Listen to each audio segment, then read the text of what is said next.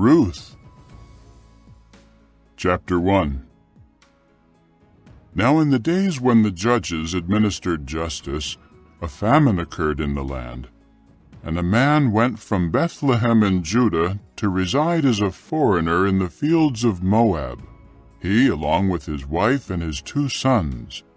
The man's name was Elimelech, his wife's name was Naomi, and the names of his 2 sons were Mahlon and Chilion.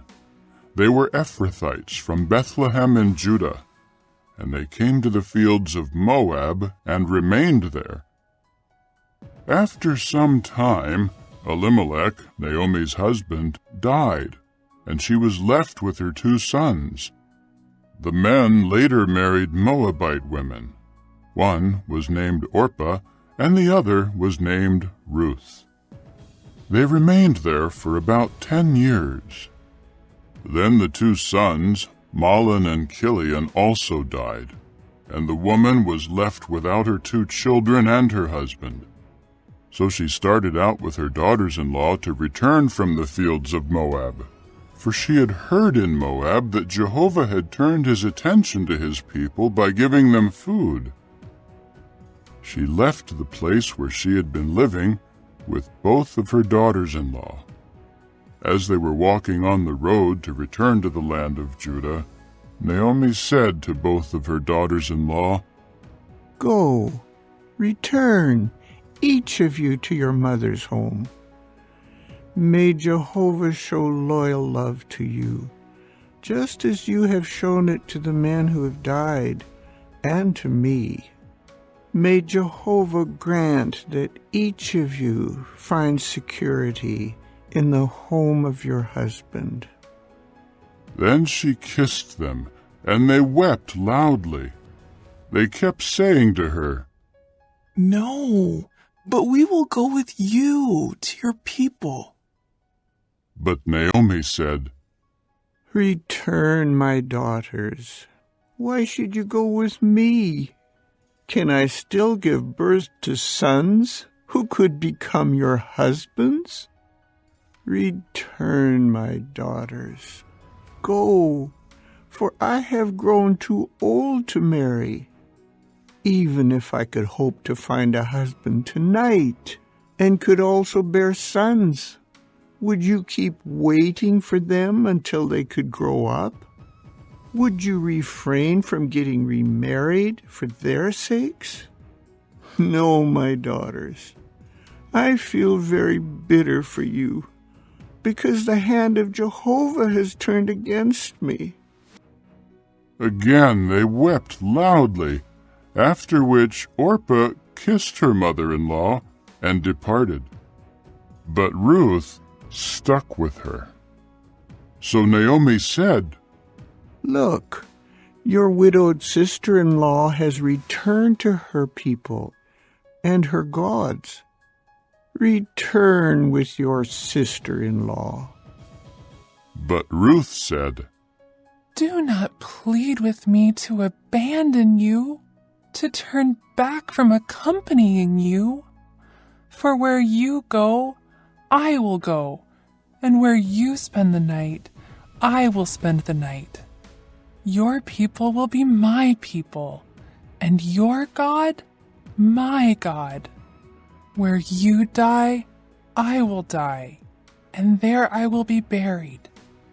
May Jehovah do so to me, and add to it, if anything but death should separate me from you."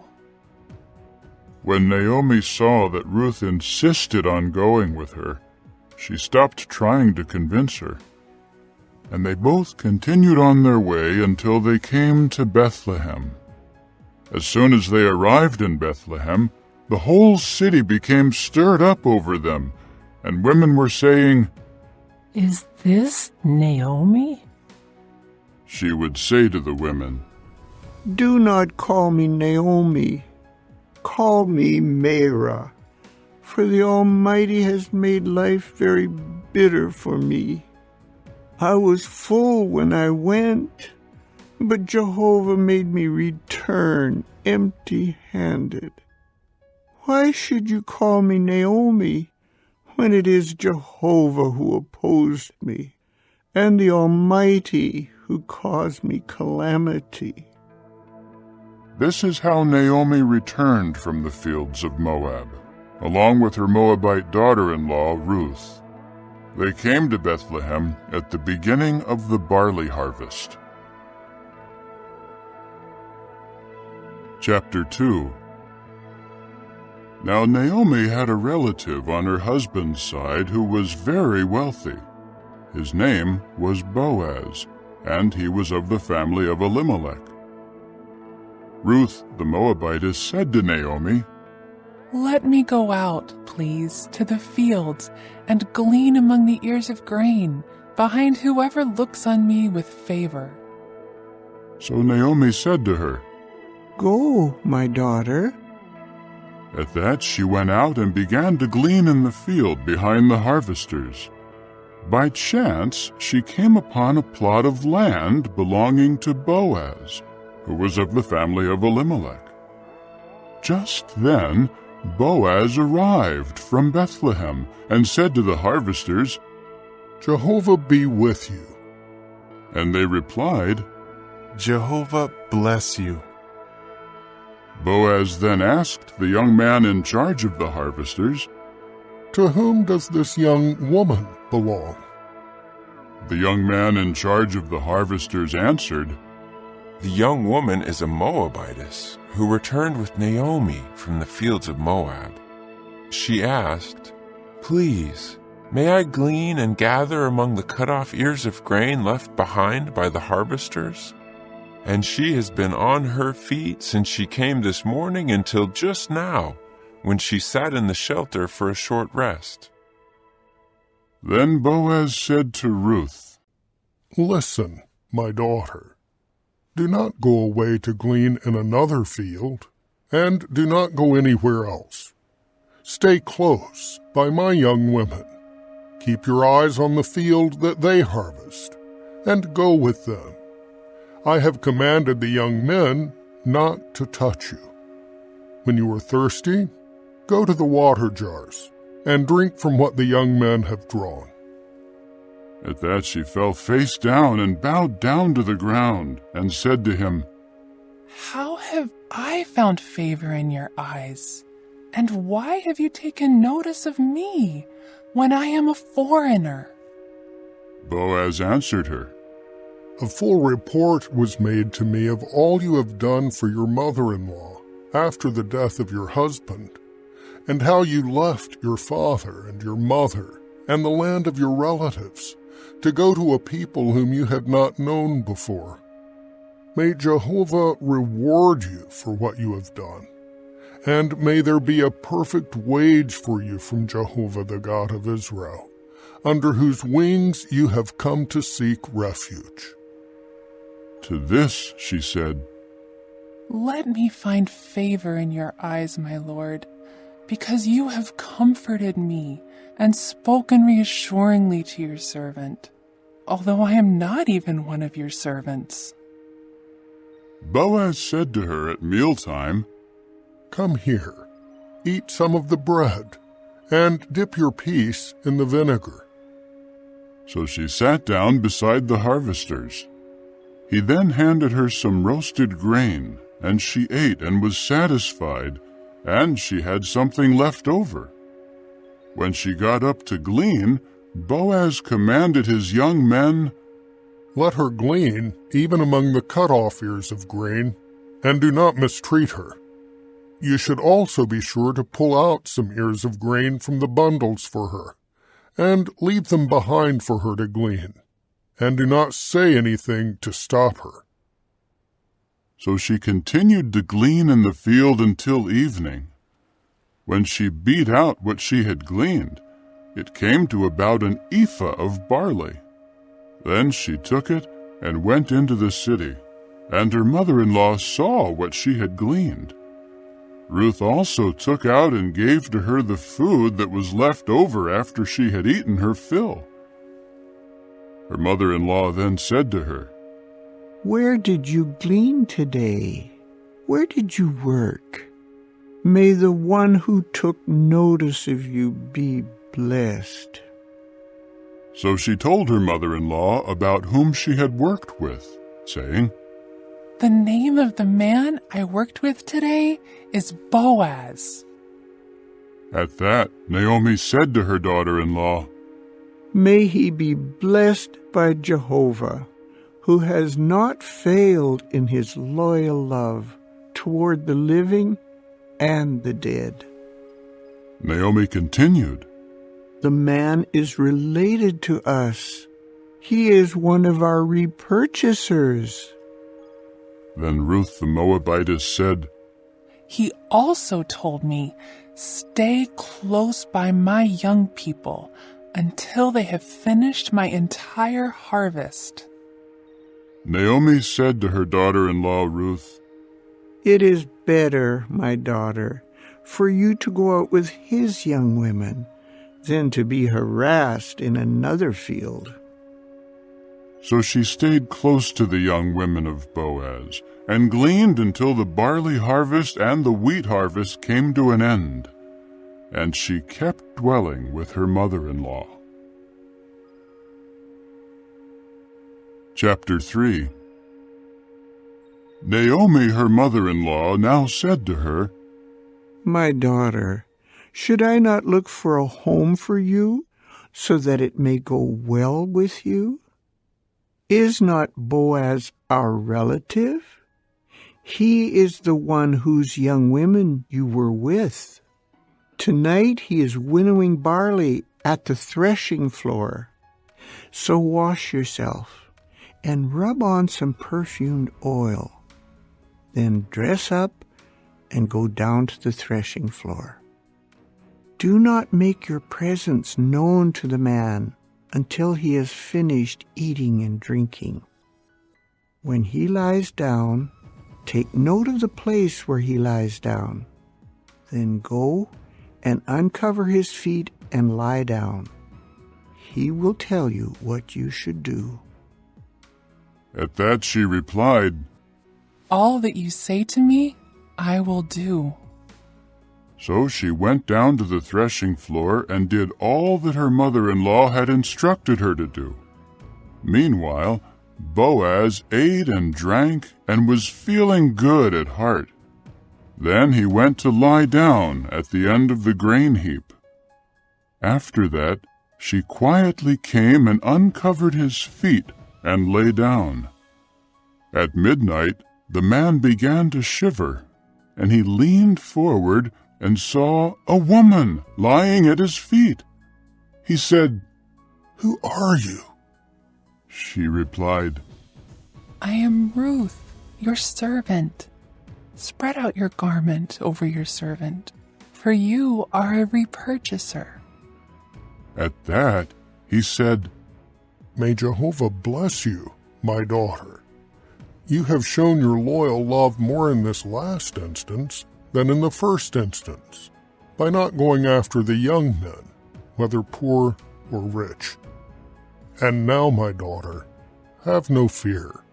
I will do for you everything that you say, for everyone in the city knows that you are an excellent woman.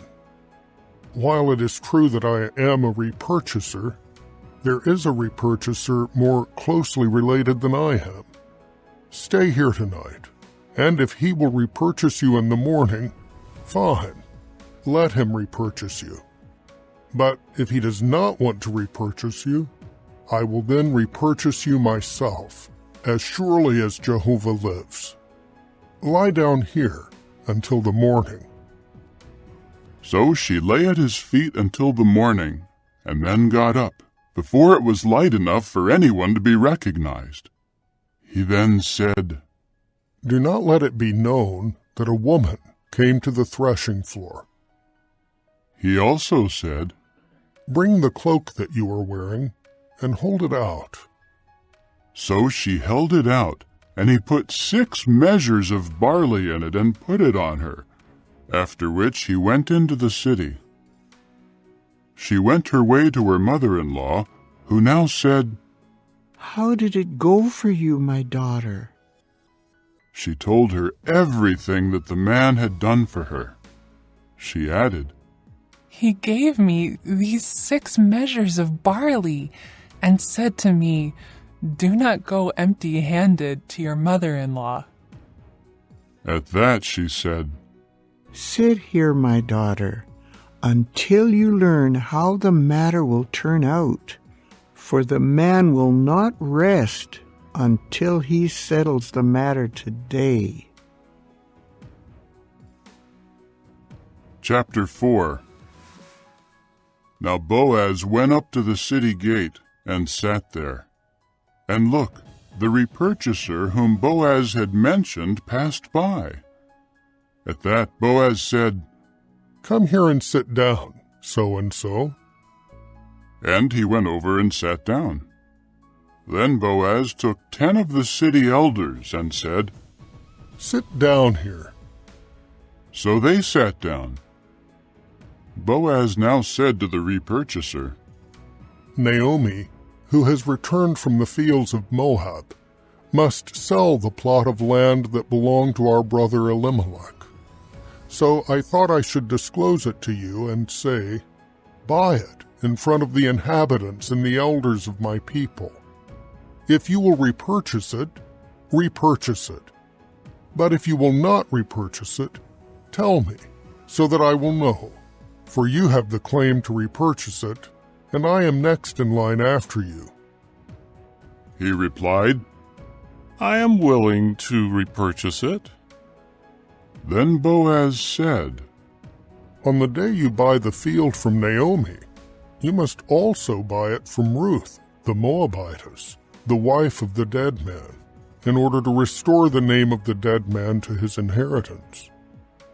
To this the repurchaser said, "I am unable to repurchase it, for I may ruin my own inheritance. Repurchase it for yourself with my right of repurchase, because I am not able to repurchase it." Now this was the custom of former times in Israel concerning the right of repurchase and exchange to validate every sort of transaction. A man had to remove his sandal and give it to the other party, and this was the manner of confirming an agreement in Israel. So when the repurchaser said to Boaz, "Buy it for yourself," he removed his sandal. Then Boaz said to the elders and all the people, "You are witnesses today that I am buying from Naomi all that belonged to Elimelech, and all that belonged to Chilion and Mahlon. I am also acquiring Ruth the Moabitess, the wife of Mahlon, as a wife, to restore the name of the dead man to his inheritance, so that the name of the dead man will not be cut off from among his brothers, and from the city gate of his home. You are witnesses today." At this all the people who were in the city gate and the elders said, "We are witnesses."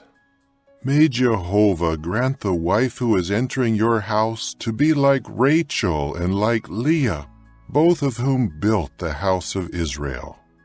May you prosper in Ephrathah and make a good name in Bethlehem. May your house become like the house of Perez, whom Tamar bore to Judah, through the offspring that Jehovah will give you by this young woman." So Boaz took Ruth, and she became his wife. He had relations with her, and Jehovah let her conceive, and she gave birth to a son. Then the women said to Naomi, "Praised be Jehovah, who has not left you without a repurchaser today. May his name be proclaimed in Israel." He has restored your life and will sustain you in your old age, because he has been born to your daughter-in-law, who loves you and is better to you than 7 sons. Naomi took the child and held him to her bosom, and she cared for him. Then the neighbor women gave him a name. They said, A son has been born to Naomi. and they named him Obed. He is the father of Jesse, David's father. Now this is the family line of Perez. Perez became father to Hezron. Hezron became father to Ram. Ram became father to Amminadab. Amminadab became father to Nahshon. Nahshon became father to Salmon. Salmon became father to Boaz. Boaz became father to Obed. Obed became father to Jesse. And Jesse became father to David.